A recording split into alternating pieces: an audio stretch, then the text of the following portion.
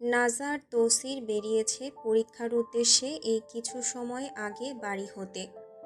তৌসিরের পরনে সাদা লুঙ্গি আর পাঞ্জাবি, সাথে তো আছে একটা কালো মুজিব কোট। নাজা কালো বোরকায় মোড়ানো, চোখ দুটো শুধু দেখা যাচ্ছে। তৌসির হাঁটিয়ে নিয়ে যাচ্ছে স্টেশন অবধি।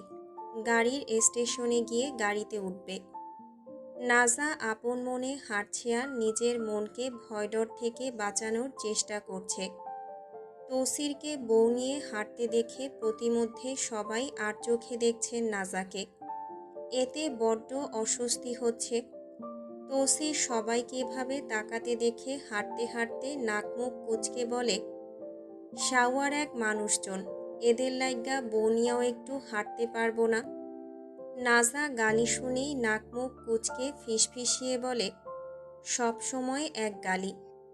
তৌসির নাজার কথায় ওর দিকে ঘাড় ঘুরিয়ে তাকিয়ে বলে, তালুকদারের মাইয়া, গালি দিলে মন শান্তি হয়। মন মেজাজ ভালো রাখতে হলেও অন্তত গালি চর্চা করা জরুরি। নাজার কিছুই বলে না এটা শুনে, কারণ বলার মতো কিছু নেই। এদের মতো মানুষের সাথে তর্কে না জড়ানোই উত্তম।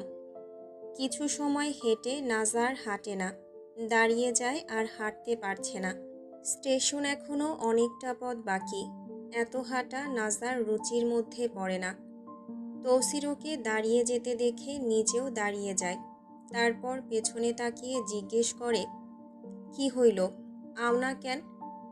আমি আর হাঁটতে পারছি না, গাড়ি নিন। তৌসির নাজার কথায় বিরক্ত হয়ে বলে, নবাবের বেটি, চুপচাপ চল। এই রাস্তায় কি তোর বাপ গাড়ি নিয়া বইসা আছে যে তুই গাড়িতে চড়বি? কথায় কথায় বাপকে টানতে দেখে নাজা দাঁত চেপে বলে, আমি যাব না গাড়ি ছাড়া, আগে গাড়ি নিন। তৌসির নাজার জেদ দেখে নিজের লুঙ্গির কোণ দুই হাত দিয়ে তুলে নাজার কাছে আসতে আসতে বলে, চুপচাপ চল, সাওয়াগিরি করিস নাই মাঝ রাস্তায়। নাজাও নাছোড় বান্দা, তাই ঘাটতারামি করে উত্তর দেয়, আমি হেঁটে যাব না গাড়ি ছাড়া, আপনি গাড়ি রিজার্ভ করুন। তৌসির এটা শুনে মুখ বাঁকিয়ে বলে, লুঙ্গির নিচে আন্ডারপ্যান্ট পরি না পয়সার অভাবে, আর তুই রিজার্ভ গাড়ি মারাস? নাজা তৌসিরের কথায় বড্ড লজ্জায় পড়ে যায়।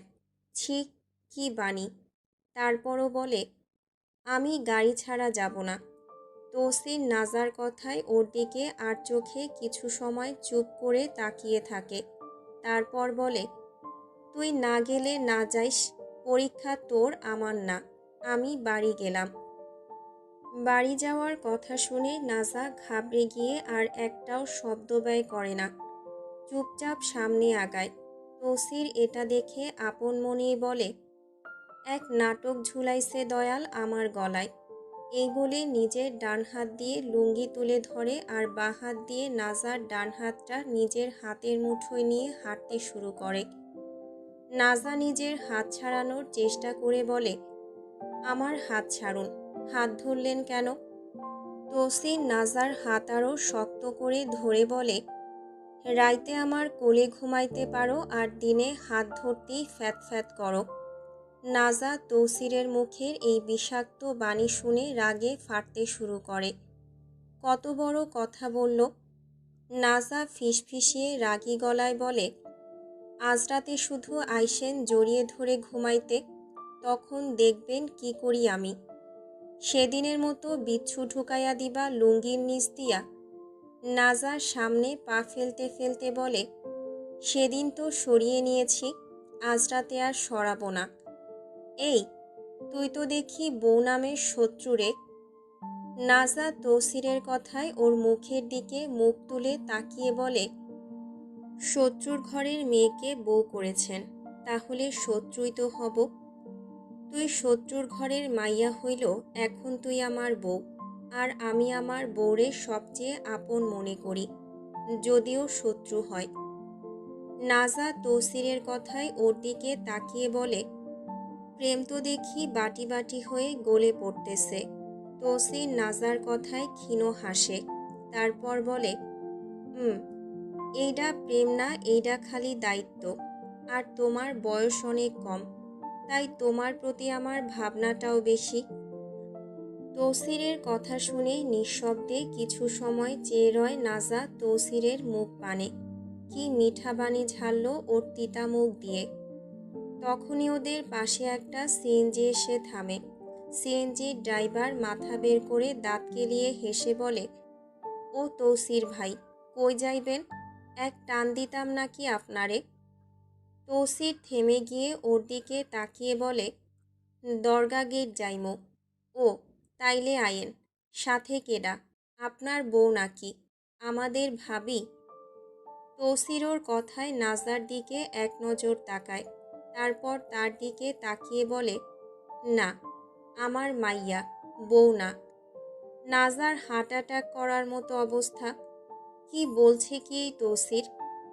ড্রাইভার লায়েক এটা শুনে বলে, ছি ছি, কি কন যে ভাই, আমি জানি এইটা আমাগো ভাবি। ওর কথায় তৌসির নাজাকে নিয়ে গাড়িতে উঠতে উঠতে বলে, যখন জানোস তাইলে আর জিজ্ঞাস কেন, চল তাড়াতাড়ি। লায়েক আর কিছু বলে না, চুপচাপ গাড়ি স্টার্ট দেয়। কিছু সময় বাইরে এদিকে ওদিকে তাকিয়ে তৌসির লায়েককে জিজ্ঞেস করে, এই লায়েক, পেঁয়াজের কেজি কত হইল রে? লায়েক হাবলার মতো হেসে বলে, ভাই, আর কইেন না, গতকাল রাইতে ৭০ টাকা ছিল, আজ সকালে ৮০ হইয়া গেছে। তৌসির দামের কদর শুনে বলে, যেই দাম বাড়তাছে সব কিছুর, তিন পথের মোড়ে থালা নিয়া বসতে হইব দেখতাছি। লায়েক হাসি দিয়ে বলে, কি কন ভাই, আপনাদের পয়সার অভাব আছে নাকি? পয়সার অভাব কার নাই ভাই কত, এই দুনিয়ায় অভাব আর অভাব, খালি অভাব। তাও ঠিক কইছেন ভাই, অভাবে করে নষ্ট স্বভাব। তৌসির তখন বাইরে তাকিয়ে দেখে একটা জমি কুড়া হচ্ছে। এটা দেখে বলে, শাওয়ার নাতিরা সব জমি জামি কুইরা খাইয়া নিতাছে।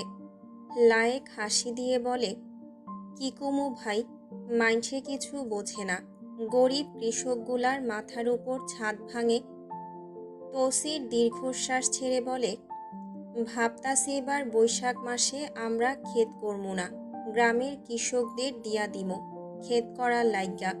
কি করব, সংসার তো চলতে হইব অগ। লায়েক বলে, আপনারা আসেন বইলেই ভাই এখনো এই গরিবদের মুখে দুই মুঠো ভাত জোটে। এই যে গাড়িটা লইয়া দিলেন আমারে। তৌসির দীর্ঘশ্বাস ছেড়ে বলে, কোনো বাল তো ছিঁড়তে পারি নাই মাইনসের লাইগা, তাই এই বালি ছিঁড়ি, আর কি করম। লায়েক অট্টহাসিতে ফেটে পড়ে বলে, আপনার মুখের গাইলগুলাও অনেক ভালো লাগে ভাই। নাজা চুপচাপ এতক্ষণ ওদের কথাবার্তা শুনছিল। তৌসিরের মুখের গালি শুনেই মেজাজ খারাপ হয়ে যায়, শুধু গালাগালি আর গালাগালি। নাজার ফোন বেজে ওঠে। ব্যাগ থেকে ফোন বের করে দেখে ওর সাহেব চাচ্চু ফোন দিয়েছেন অস্ট্রেলিয়া থেকে। চুপচাপ ফোন ধরে ক্ষীণ গলায় সালাম দেয়, আসসালামু আলাইকুম। ওয়ালাইকুম আসসালাম, কি অবস্থা তোর আম্মা? নাজা নরম গলায় বলে, এই তো আলহামদুলিল্লাহ, তোমার? আমিও আছি একরকম। আজ পরীক্ষা না, কখন যাচ্ছিস? এই তো গাড়িতে যাওয়ার পথে। কে নিয়ে যাচ্ছে? নাদের এসেছে? না, মাস্টার চাচ্চু আসেননি, উনি নিয়ে যাচ্ছেন। তৌসির আছে সাথে তোর? জি। আচ্ছা, ওনার কাছে দে তো। নাজা তৌসিরের দিকে এক নজর তাকায়, তারপর ফোনে গিয়ে দিয়ে বলে, আপনার সাথে কথা বলবেন। তৌসির ভ্রু কুঁচকে বলে, কে? মারজান চাচ্চু।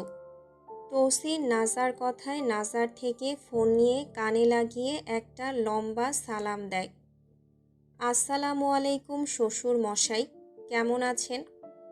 মারজান দীর্ঘশ্বাস ছেড়ে বলেন, আপনার মতো কুমিরের কাছে মেয়েকে দিয়ে আর কেমন থাকতে পারি বাবা, বলো তো। যাই হোক, আপনার কি অবস্থা? তৌসির মারজানের কথা শুনে তাচ্ছিল্যের সুরে বলে, আপনাদের মতো গাদ্দারের মাইয়া ঘরে তুললে আর কেমনে ভালো থাকবো?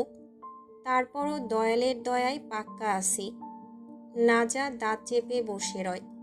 সব সময় তৌসির এমনটা করে, ওর বাপ চাচার পিছনে না লাগলেই না হয়। মারজান চাচ্চু বলেন, আমাদের মেয়েটাকে আগলে রেখো বাবা, বড্ড আদরের।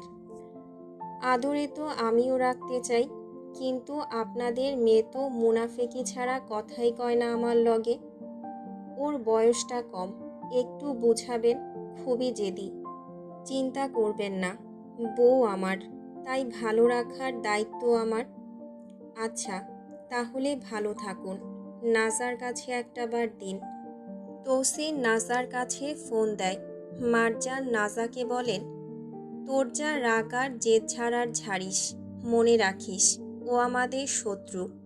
যদি সুযোগ পাস তো কোপ দুই একটা মেরে দিস। আচ্ছা, রাখি আমি। তৌসির নাজার দিকে আর চোখে চেয়ে রয়। হাত লেগে ফোনের সাউন্ড বেড়ে যাওয়ায় তৌসিরও এই কথা শুনতে পায়। নাজা লজ্জায় পড়ে যায়। তৌসির কটাক্ষ করে হেসে ফিসফিসিয়ে বলে, কইছিলাম না, তোর বাপ চাচা সবগুলা খানকির পোলা, সবগুলাই গাদ্দার, কোনোটাই ভালো না। নাজা তৌসিরের কথার প্রতি উত্তরে বলে, তাতে আপনার কি? মনে রাখুন একটা স্পষ্ট কথা, আমার বাপ চাচা যদি মহা খারাপ হয়, তারপরও আমি তাদের পক্ষে, তাই এসব বলে কোনো লাভ নেই। তৌসির নাজার কথায় তাচ্ছিল্যের হাসি দিয়ে বাইরে তাকাতে তাকাতে বলে, সাউয়ায় বাড়ি পড়লে এমনি পক্ষ দেওয়া ছাড়বি। পরীক্ষা শেষে এসে আসরের নামাজ পড়ে ঘুমিয়ে পড়েছে নাজা। আজ সারাদিন তৌসির ওর সাথেই ছিল। তৌসির পার্টি অফিসেও যায়নি আর। নাজা বেদম ঘুমে টালমাটাল হয়ে বিছানায় ঘুমিয়ে আছে। গায়ে কাঁথা জড়িয়ে কোকড়ানো তরঙ্গের মতো চুলগুলো এলোমেলো হয়ে ছিটিয়ে আছে বিছানায়। নাজার ৫ নাম্বার চাচা মিরাজের বড় ছেলে তালহা ভাই এসেছেন শিকদার বাড়িতে। আসার কারণ, নাজার ৩টা বিড়াল রয়েছে, ওগুলো খাওয়া দাওয়া বন্ধ করে দিয়েছে নাজাকে ছাড়া, তাই তাদের দিতে এসেছেন তালহা ভাই। যদিও উনি আসতে চাননি, দাদাজান পাঠিয়েছেন, নয়তো কে আসতে চাইবে নিজের পছন্দের নারী শ্বশুর বাড়ি। হ্যাঁ, তালহা ভাই হলেন নাজার শ্যাম পুরুষ।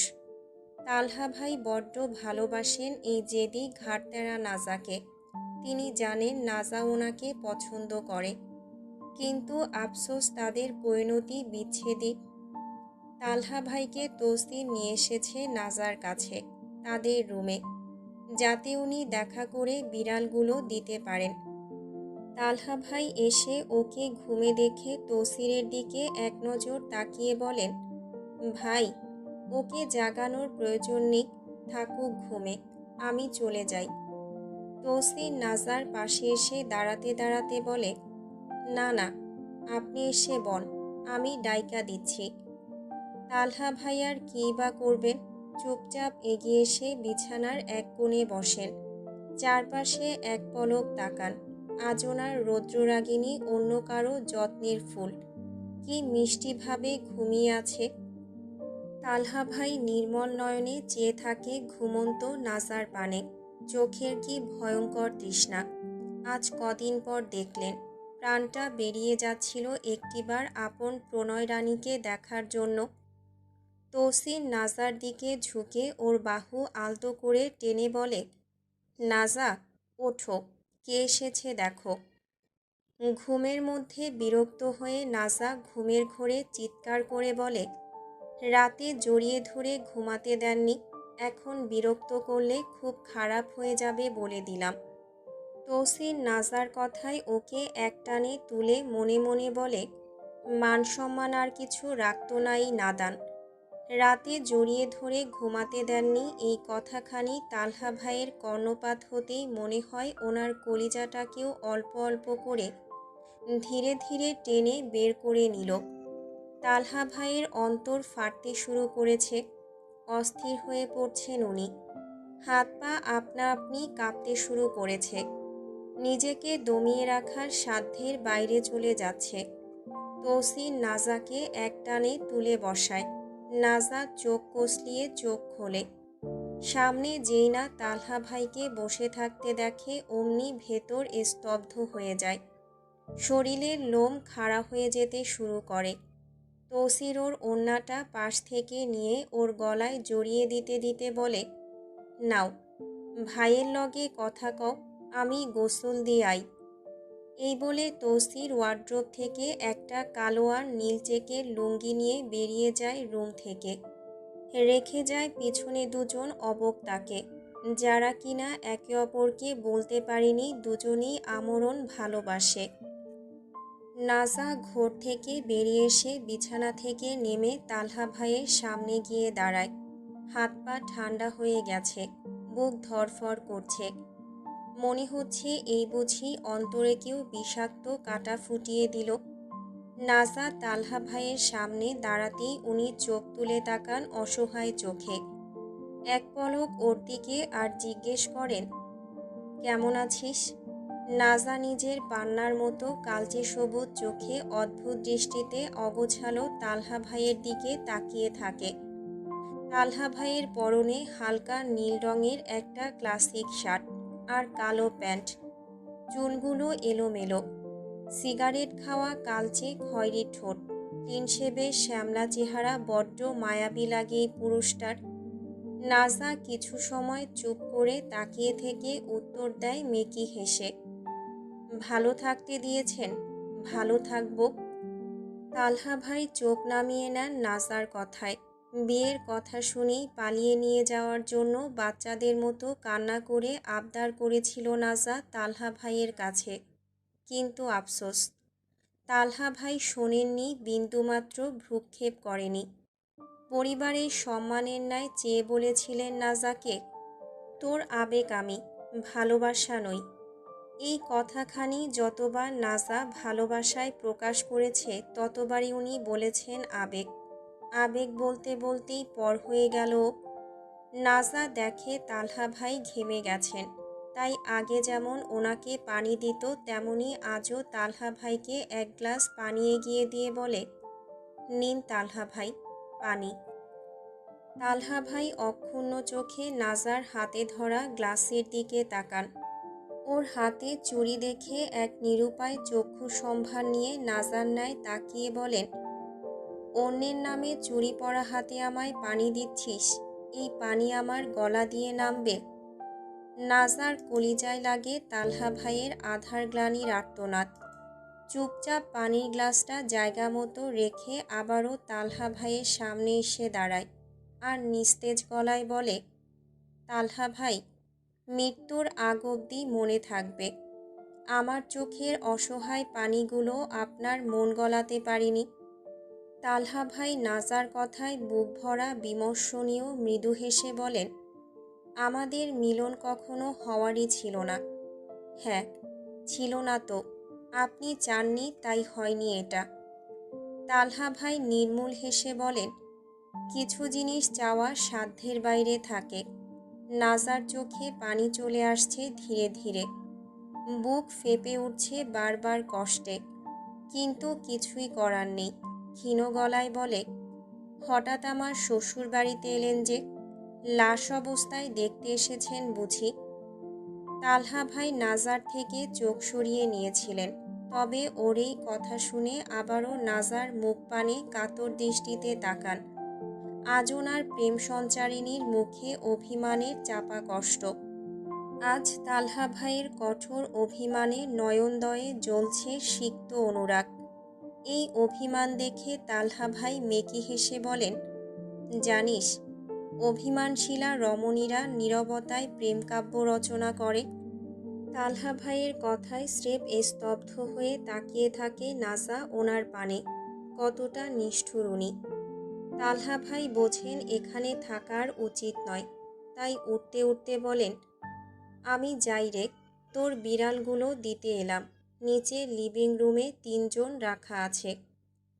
নাজা ওনাকে যেতে দেখে আলতো সুরে বলে, আর একটু থাকা যায় না, একটুখানি সময়?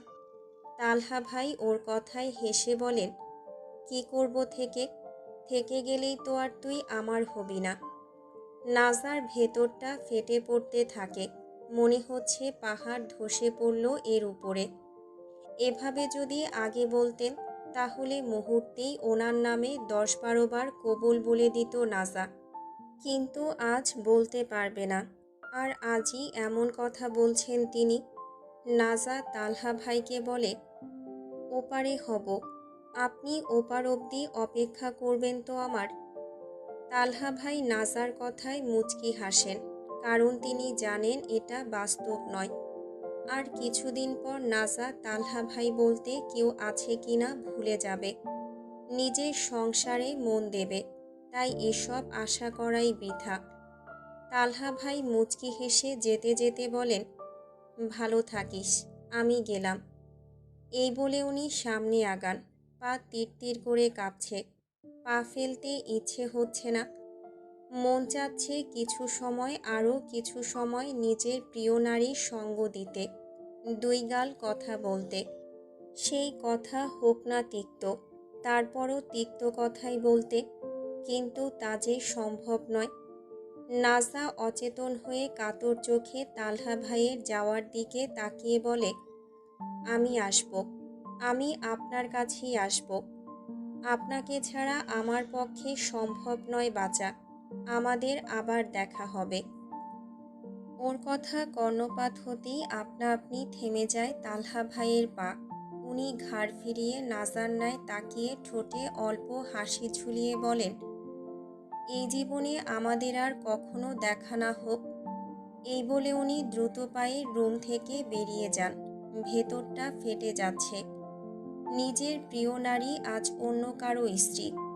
এটা অনুভব হতেই অন্তরের বাঁধ ভেঙে যন্ত্রণার ঢেউ উপচে পড়ছে। অন্তর কাঁপছে যন্ত্রণায়, হাত পা ভেঙে পড়ছে, অবশ হয়ে যাচ্ছে। পা ফেলতেও কষ্ট হচ্ছে, শরীরে আর শক্তিই নেই। নাজার আর্তনাদ কলিজা বিচ্ছিন্ন করে, ব্যথায় নত করে দিয়েছে। তালহা ভাই বেরিয়ে যেতেই নাজা দৌড়ে এক প্রকার বেলকনিতে যায়। উদ্দেশ্য শেষ দেখা, একটিবার তালহা ভাইকে দেখে নেওয়া। নিচে অনেক জোরে জোরে কে যেন গান বাজাচ্ছে। এতে নাজার আরও বেশি যন্ত্রণা হচ্ছে। কান ভন ভন করছে গানের শব্দ বেলকনিতে আসায়, কিন্তু তাও নাজা রুমে যায় না। বেলকনির কিনারা এসে রেলিংয়ের হাতল ধরে দাঁড়িয়ে থাকে। কিছু মুহূর্ত পর তালহা ভাই বাড়ির সদর দরজা পেরিয়ে বের হন আপন বাড়ি যাওয়ার জন্য। আর নাজা নিরাশ্রয় নেত্রে চেয়ে রয় ওনার যাওয়ার পানে। ভেতরটা গলে পড়ছে। নাজা বুঝতে পারছে তালহা ভাই হাঁটতে পারছেন না। জোর করে শরীর টেনে হাঁটছেন, পা বারবার আটকে যাচ্ছে। উনি এলোমেলো পা ফেলছেন। নাজার চোখ বেয়ে 2 ফোঁটা অশ্রু গড়িয়ে পড়ে। ওর আর তালহা ভাইকে পাওয়া হলো না। এই ভুবনে সবার আপন মানুষ আছে, কিন্তু আল্লাহর পর তালহা ভাইয়ের আপন বলতে নাজাই ছিল।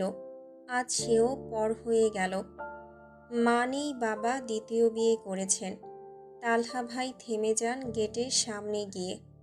তারপর দাঁড়িয়ে ঘাড় ফিরিয়ে নাজার বেলকনির দিকে তাকান। দেখতে পান নাজা ওনার ন্যায় ব্যাকুল চোখে তাকিয়ে আছে। আবার সেই চোখেও পানি। হয়তো এই চোখ বলছে, আর একটু থাকেন না, একটুখানি সময় থাকুন। নাজা তালহা ভাইকে থেমে ওর দিকে তাকাতে দেখে অসহায়ের মতো চেয়ে থাকে। চোখ বেয়ে সমান তালে পানি ঝরতে থাকে। আর মন বলে, আর একটু থাকুন না, আর একটু। তখনই স্পিকারে বেজে ওঠে, ऐसे ना जाओ प्रिया, ऐसे ना जाओ प्रिया, जुड़ी है राही सारी तुझसे मेरी, जा रांझान रांझान रांझान, तू भी क्या याद रखेगा, जा हिन्ने तेनु छोड़ दिया। উনি যেতেই নাজা শব্দ করে কেঁদে দিয়ে বলে, আজও আমার চোখের অসহায় চাহনি আপনি বুঝলেন না। ख्वाहिश जो थी मेरी बस तुझको पाने की, ख्वाहिशें ही मेरी बस ख्वाहिश ही रह गई। ख्वाहिश जो थी मेरी बस तुझको पाने की, ख्वाहिश ही ओ ही मेरी बस ख्वाहिश ही रह गई। मैंने कभी ना छोड़ा तुझे, बस रोया वही खुद से उन दिल को संभालता रहे। একটা রুমে এই গান স্লো বিটে বাজছে। চারদিকে আবছা আলো ড্রিম লাইটের। এই ক্ষীণ আলোর রুমে বসে আছেন একজন। দেয়ালে পিঠ ঠেকিয়ে হাতে একটা কলম, ওর উপর রাখা একটা ডায়েরি। তিনি ডায়েরিতে কিছু লিখছেন। গাল বেয়ে পানি গড়িয়ে পড়ছে। এতে তার হাত ডায়েরির পাতা ভিজে যাচ্ছে। ডায়েরির পাতায় সে লিখছে তো ঠিকই, কিন্তু মন দিয়ে লিখতে পারছে না। হাত কাঁপছে বারংবার। তারপরও লিখছে। প্রিয় প্রাণ সঞ্চারিণী, জানি তোকে কখনো আমার পাওয়া হবে না। তারপরও এই বোকা আমি তোকে ভালোবেসেছি। তোর মায়ায় নিজেকে ডুবিয়ে নিয়েছি। আমি জানতাম ইকরাব তোকে আর তুই তালহাকে পছন্দ করিস। তারপরও ভালোবেসেছি। জানিস কেন বেসেছি? এই ভেবেই বেসেছি যদি আমার নিয়তি আমার উপর একটুখানি দয়া করে আর কোনোভাবে তুই আমার হয়ে যাস, সেই আশায় বেসেছি। কিন্তু দেখ, আমার নিষ্ঠুর নিয়তি আমায় দয়া করেনি, একটুখানিও দয়া করেনি। তুই আমার হসনি। পৃথিবীর সব নিয়ম ভঙ্গ করে তুই যদি আমার হতি, তবে কি এমন ক্ষতি হতো? খুব বেশি কি ক্ষতি হতো? হয়তো হয়ে যেত। তাই তো তুই আমার হসনি। আমি আজও তোর সেই খিলখিলিয়ে হাসিতে মাতোয়ারা। তুই আমার অন্তরের গহ্বরে লুকিয়ে থাকা এক টুকরো বাঁচার আশা, যা আজও নিভে যায়নি। এই বলে তিনি নিজের চোখের পানি মুছলেন। গলা শুকিয়ে আসছে যন্ত্রণায়। তবুও কলম থামল না। আবারও কাঁপা হাতে লিখলেন। তোকে পাইনি এতে দুঃখ নেই, কিন্তু তোকে বলা হয়নি যে তুই বলতেই আমি নিঃস্ব। আর হয়তো কখনো বলাও হবে না। তুই আমার হওয়ার ছিলি না, তাই হসনি। কিন্তু মন যে বড্ড বেহায়া। তুই অন্য কারো। অথচ আজও তোকে নিয়ে বুনি আমি হাজারো স্বপ্ন। না পেয়েও পাওয়ার লোভ পিছু ছাড়ে না। কখনো মনে হয় হয়তো কোনো জন্মে অন্য কোনো আকাশের নিচে আমরা সত্যিই এক হব। সেদিন তোর হাত ধরতে আমার আর কোনো বাধা থাকবে না। আর যদি তা নাও হয়, তবুও জেনে রাখিস, প্রতিটা নিঃশ্বাসে, প্রতিটা অশ্রুবিন্দুতে আমি কেবল তোরই নাম লিখে যাই। চির অপূর্ণ প্রেমিক। তৌসির তাড়াহুড়ো করে রুমে ঢোকে। নাজা টেবিলে বসে স্পিকিং প্র্যাকটিস করছে। হঠাৎ তৌসিরকে এমন হন্তদন্ত হয়ে ঘরে ঢুকতে দেখে নিজের অনিচ্ছায় উঠে দাঁড়ায়। তৌসির কোনো দিকে না তাকিয়ে ওয়ার্ড্রোবে ড্রয়ার খুলে কিছু খোঁজে। কিছু সময় খুঁজে না পেয়ে ঘাড় ফিরিয়ে তাকিয়ে নাজাকে উদ্দেশ্য করে বলে, নাজা, এইখানে 12টা পাউডারের ছোট প্যাকেট রাখা ছিল, ওগুলো দেখছো? নাজা পাউডারের কথা শুনে তৌসিরের দিকে তিক্ত নয়নে চেয়ে বলে, পাউডার বলছেন কেন? ওগুলো ড্রাগস বলুন। তৌসির নাজার মুখ থেকে এসব কথা শুনে দ্রুত পায়ে ওর দিকে এগিয়ে এসে বলে, ও তুমি দেখছো? কই ওগুলা? তাড়াতাড়ি দাও। নাজা আশেপাশে আলসেমি চোখে চোখ বুলিয়ে তারপর সোজা উত্তর দেয়, ওগো, ওগুলো আমি ওয়াশরুমে ফ্লাশ করে দিয়েছি। ফ্লাশ করে দিয়েছি শুনে তৌসিরের মাথা নষ্ট হয়ে যায়। ক্রোধে উন্মত্ত হয়ে অগ্নিদগ্ধ চোখে তাকিয়ে নাজার দিকে তেড়ে এসে বলে, কি কস মাগি, তুই এইরকম কাজ কেমনে করলি? তৌসিরের মুখের এমন বিশ্রী গালি শুনে রাগের আঁচে পুড়ে যায় সারাটা দেহ নাজার। তাই দাঁত চেপে বলে, যা শুনেছেন তাই বলেছি, আমি ফ্লাশ করে দিয়েছি। তৌসির নাজার সামনে এসে দাঁড়ায়। রাগে তার বুকে গুমড়ে উঠছে। ওর এক একটা নিঃশ্বাস বজ্রপাতের সমান। তৌসির হুঙ্কার দিয়ে বলে, নাদানের বাচ্চা, চুপচাপ বের কইরা দে, নয়তো তোর কলিজার উপর উঠে আজান দিমু, মুনাফিকি ছাড়িয়া দিমু একদিনে।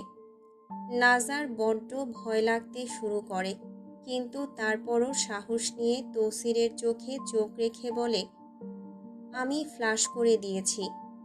তৌসির লুঙ্গির কোণ তুলে হাতে নিতে নিতে বলে, একটানে ধইরা সাউয়া ফাইরা নিমো, চুপচাপ বের কর, কাস্টমার টাকা দিয়া দিছে। নাজার সোজা উত্তর। আমি বললাম তো ফ্লাশ করে দিয়েছি, তো কোথা থেকে পাবো? তৌসির অগ্নি চোখে নাজার ন্যায় তাকিয়ে ওর দিকে হাত বাড়ায়, উদ্দেশ্য গলা টিপে মেরে ফেলা, ধ্বংস করে দেওয়া। তৌসিরের কাছে কোনো কিছুর মাফ নেই।